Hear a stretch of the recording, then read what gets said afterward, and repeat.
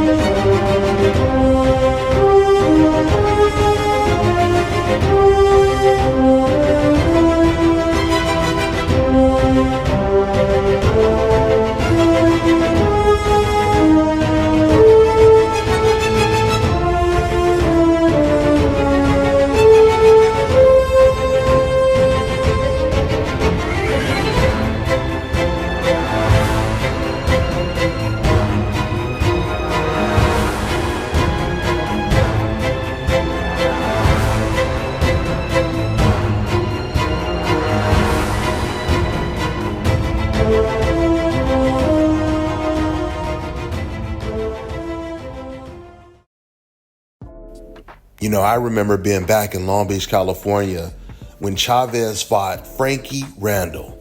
Frankie Randall, he beat Chavez, obviously. It was a great fight. He beat Chavez on the inside. He beat him on the outside. He knocked down Chavez. He was the first to ever knock down Chavez. In fact, he even beat Chavez in a rematch, but he was robbed after Chavez quit. Well, after it was announced that Frankie was the winner, I remember one of my Mexican neighbors. He came outside with a gun and he just shot into the grass like about 3 times. Pow, pow, pow. And then just turned around, walked back into his house with his head down.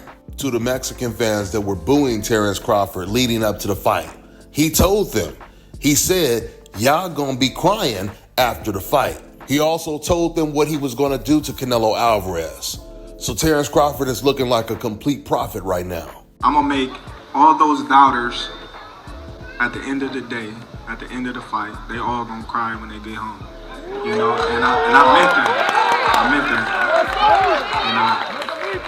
You know, everybody's talking about the size and, you know, me being a smaller fighter. But if you look on the stage, I've been sparring these big dudes my whole career. Like, how I'm gonna take a punch? They punch me every time we spar. So, you know, it's okay.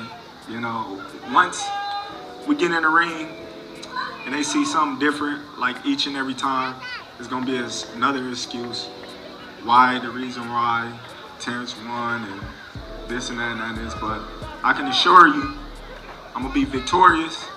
And after that, we're gonna have another parade.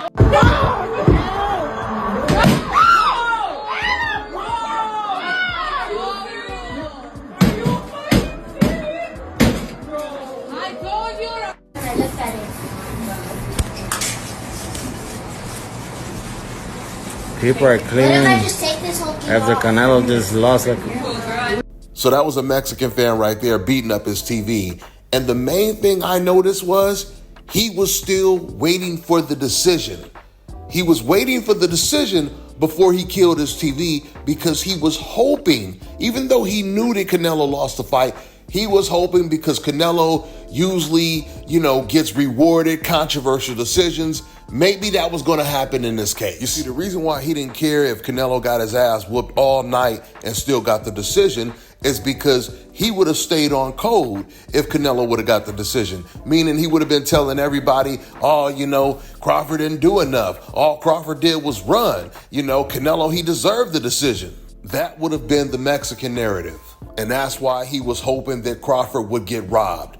But unfortunately, the judges, they did what they were supposed to do, or at least I should say, they almost did what they were supposed to do, because of course you had 2 judges that had the fight way too close. But overall, it was a unanimous decision. And once again, this is why that Mexican fan had to kill his TV, because then it was really official, meaning that fan, he couldn't go with that fake ass narrative that he wanted to push. And speaking of the scorecards, there were only about 3 to 4 rounds that you could have gave to Canelo Alvarez. And the funny thing is, all the rounds that you would give to Canelo Alvarez, they were all swing rounds, which means they could have easily been Terence Crawford rounds. Because when it comes to the rounds that Terence Crawford won, at least 8 out of 12 were decisive rounds for Terence Crawford. And then there were those rounds that, for whatever reason, I don't know, but for whatever reason, Terence Crawford, he would take his foot off the gas. And that's what made some of those rounds close that you could give to Canelo Alvarez. And this would be a question that I would love to ask Terence Crawford. I don't understand, why was it in some of the rounds, like he start off, he would pick it up and he would throw these beautiful combinations, and then all of a sudden he would cruise. But when he would cruise, he would allow some of those rounds to be extremely close when he didn't have to. And I'm just going to say, by way of contrast, this is something that Floyd Mayweather never did when he fought Canelo. When Floyd fought Canelo, every single minute of the round, he completely dominated. He didn't just dominate 1 minute of the round and then allow the rest of the round to be very close. Now, if you guys recall, leading up to this fight, I told you guys that I believe it's going to be safer for Crawford to stay close to Canelo as opposed to being outside, being on the outside, like pulling away from him. The closer you are to Canelo, the safer you are, because Canelo Alvarez, he's used to throwing very wide hooks. And what Canelo really wants to do, the main punch he wants to land is the lead right hand. He's fighting against a southpaw. These are the main punches that he wants to land. And if you guys notice in this fight, when Crawford stayed close to Canelo with his hands up, Canelo couldn't hit him, right? He was like inside of those wide hooks, and he was tearing Canelo ass up. And every time he pulled out, that's when Crawford would get caught with a lead right hand. But Crawford, he would only get hit with that lead right hand when his hands were down or he just had one hand up. Whenever he was in a high guard and he was moving away, he never got caught with the right hand. But Crawford, he always made sure, especially the closer we got to the end of the fight, if he did get caught with a right hand, he was going to make sure that he hit Canelo Alvarez with about 10 or 20 punches to make up for the one he got hit with. So at the end of the day, the fight had pretty much played out the exact way Terence Crawford said it would play out. I mean, Crawford, he said he was going to get hit by Canelo. And he took Canelo Alvarez's best shots, at least the right hands, because Crawford, he never got caught with a left hook or a right hook. With that being said, I'm going to wrap this video up. That's all I got for now, guys. I'm on to the next one. Come on. Dame me my dinero. Come on. Y'all bet me. Who first? 100. Yeah, where's that? Yes, sir. I got Zell. We can do all that later. That's 100. Come on. That's 200 cash. Come on. Look at that money. It's another 100. Get that. Yeah, that's another 200. Look at that. You see that, huh? We getting that. That's another 100. Yeah. Come on. Where y'all at? One of them betting me $200 over there. Who was sitting on that by that cup? Solo 100 aceptó. You say you only did 200. Solo 100 aceptó. Yeah. Who that was? Sold me 100. What you got, 500 for me? And you got 100? Look at this here. 1, 2, 3, 4, 5, 6, 11, 12. I'm missing $200. That was you? Yeah, that's 200, right? Your 100, right? Still missing some money. 1, 6, 11, that's 500. 12, 13, that's all 14. 14 big ones, baby. Hey. Barbecue today. Thank you, sir. What y'all want to eat? Yeah, y'all want barbecue today? What y'all want? Barbecue. Gracias. I'm gonna keep this real short. Bud and Canelo fighting this weekend. For anybody but Bud, you're delusional. You're very delusional. 41-0, like over 30 knockouts, a champion in several different weight classes. I'm convinced that if you don't go for Bud, you don't work out your legs. That's got to be the only answer. Keep Canelo's name out of your fucking mouth, Terence Crawford. There's levels to this, and he's levels above you. What is your prediction for the fight then tonight? How do you think it will go? Look, it's hard to say because, you know, it's going to be a very close fight. But if you want to know who my money's on, Terence Crawford. Hey, what brings you out to Hola. the Hola. ¿Cómo está, mi amigo? I don't speak Spanish, sir. What Okay, brings no you out problem. to I speak a little English. Oh, you speak a little English? Little. So we can Más conversate. poquito. Yes, sí. Poquito, yes, sir. Yeah, Audi RS7. Yes, sir. That's what this is. I would like to buy this one. All right, let's do it. Okay. Finance or cash? Man, I'll be paying cash. Gonna pay cash? See. Okay, perfect. Let's go to my desk. Let's wrap up everything. Only problem is, tonight, Canelo versus Crawford. Yeah. I'll buy this car if Canelo wins. You might as well walk up out the dealership, Excuse bro. me?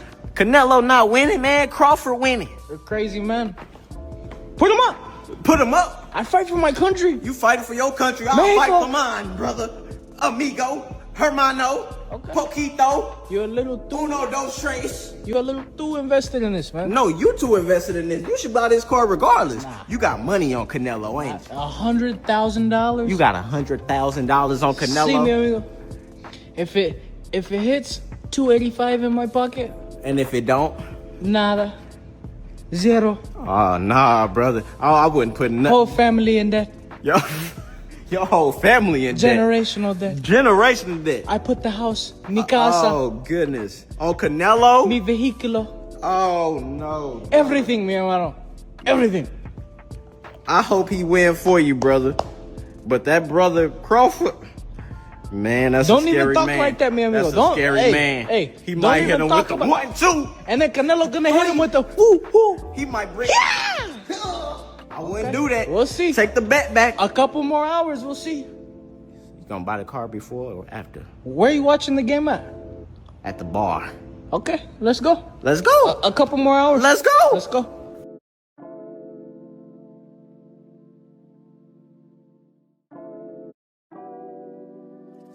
Let me tell you guys about Issa Israel Law Firm. It is a full-service legal practice based in Denver, Colorado, an emerging hub for combat sports and high-altitude training. If you're a fighter inside or outside of the ring and you need a law firm you can trust to fight for you, visit thefighterfirm.com or email help@iilawfirm.com. Legal representation is usually limited to plaintiffs or defendants in Colorado, but iFirm can help anyone in the world with trademarking their business name, logos, and U.S. immigration issues. This brother has been my attorney for a while and helped guide me through all kinds of business and civil issues, so make sure you guys go to thefighterfirm.com. All right, now check this out, guys. If you're looking to repair eczema scars, burns and bruises, dark spots and blemishes, fever blisters, diabetic ulcers, this right here is the perfect product for you guys. It's called LO Decay Face and Body Oil.